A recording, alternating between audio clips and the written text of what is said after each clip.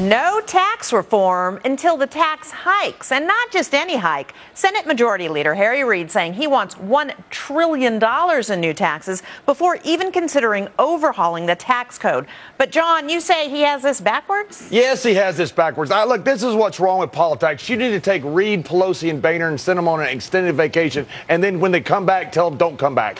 That would help this country tremendously. Harry Reid said he's not even seen this. He doesn't even want to read it, but he's against it somehow. Look, we have a tax code that is ridiculous, that gives favors to big businesses and people with power, and it's happened over decades. That's why we have 72,000 pages of an IRS manual. It's why the average small business like me will pay the highest corporate tax rate in the world, because I can't buy off these crooks in D.C. because I don't have enough power or influence, and why Google, Amazon, Facebook, you name it, go across your big tech companies, all are paying 16 to 18% corporate tax. Overhaul the entire system. That fixes it. Okay, but Jonas, you say we need spending cuts and tax hikes. Yeah, this revenue neutral thing is already, it doesn't work. I mean, I don't want to side with Reid, but the bottom line is we're never going to get out of the budget deficit. And with anything that's revenue neutral, we're going to have to cut spending and raise revenues. I mean, there's no way around that. Now, can it be put together with something like that? Yeah, we could remove all the deductions, which is why most Americans pay a single-digit federal tax rate, not including payroll taxes.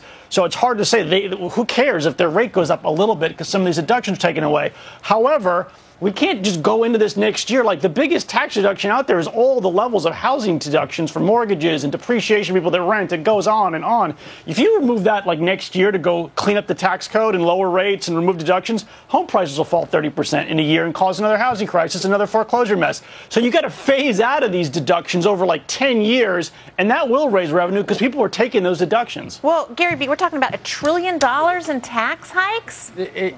Brenda, it's just astronomical. I don't see, just to talk to Jonas for a second, I don't see why we can't cut spending and cut revenues. That's another way to get around this arithmetic equation, I suppose. But just focusing, Brenda, on that $1 trillion, I scratch my head and say, why? Is there some evidence that giving more money to the government is effective? Do we have some evidence that the government is somehow efficient? We just spent $1 trillion with the stimulus. Has that helped at all? I don't see that it has. Is there evidence anywhere in the world that bigger government is somehow better? No. Is there evidence that government spending, just the bottom line, is somehow efficient? No. I mean, we haven't even officially started Obamacare, and it's already 3 times over budget? Right. Giving more money to the government is exactly the wrong way to go. Okay, David, what do you think of this?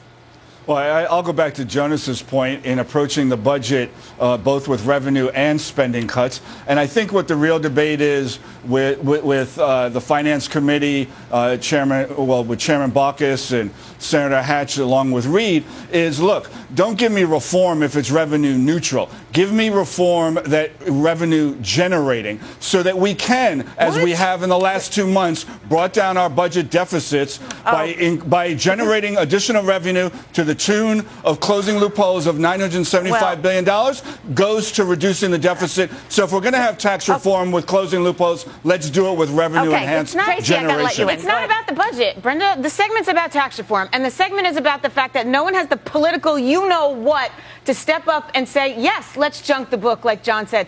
This thing is a book of favors. You're never going to patchwork fix it. You're going to have to find someone who is willing basically to do political suicide and say, for the good of the country, we have to start over. To go forward with this thing one more day, one more year, is going to keep this country in complete deficit because no one understands it enough. Don't tell me for a second Harry Reid does his own tax return. He doesn't even know what he's talking about when it comes to taxes. We have to junk it and start over. All right. We got to end on that. Thanks, guys.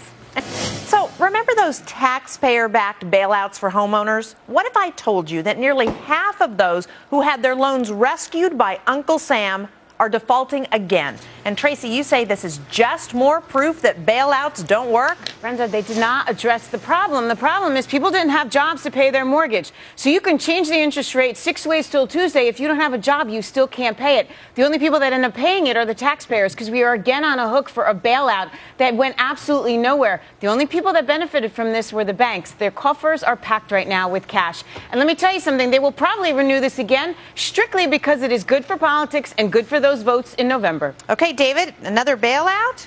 Makes sense? Listen, I think what has to be looked at is the process of the program itself and how some banks, namely Bank of America, where employees have even testified that they were preventing foreclosures, they were delaying the paperwork and so forth, that led to the high rate of foreclosures we see in the loan modifications. And they weren't offering them any real decrease in their principal, maybe 10%. So I think the banks have to be looked at and work with the federal government to review those processes for why. The government had some problems here too, didn't it, Gary B? Well, I don't know how this became a corporations are a bad thing. We're talking about, back to Tracy's point, changing behavior. That's the exact thing bailouts don't do. Whether they didn't have a job, whether they thought they made more than they did, it doesn't. When we bail out either the banks, which I think those troubled asset relief stuff is still on the books, or the homeowners, it doesn't change anything, so it's just spending other people's money. And, John, what does this tell you about bailouts and homeowners and the whole and foreclosures? It tells us that bailouts don't work, especially when you're bailing out homeowners. We're going to bail out car loans next or credit cards next. This is insane. The problem here is not the banks. Like, the banks can have their own fault. The problem here is the programs themselves. None of these have worked. One of the programs had you have to be current on all your payments. If you're current on all your payments, you don't need your mortgage modified. This was a disaster from the start. It's political. That's all it is. Okay, Jonas. Well, it did achieve the goal of slowing down a flood of foreclosure. If you keep a defaulter in his home 3 more years and now he defaults again, at least now the real estate market can handle an additional home on the market. We couldn't have handled that 2 years ago. Everybody underwater got foreclosed on in the same 2-month period.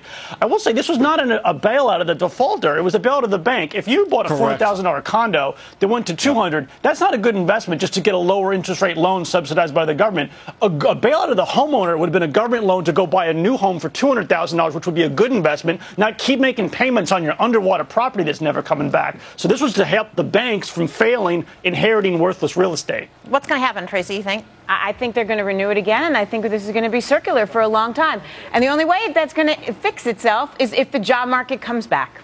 All right, that's the last word. Thanks, guys. And thank you to David for joining us.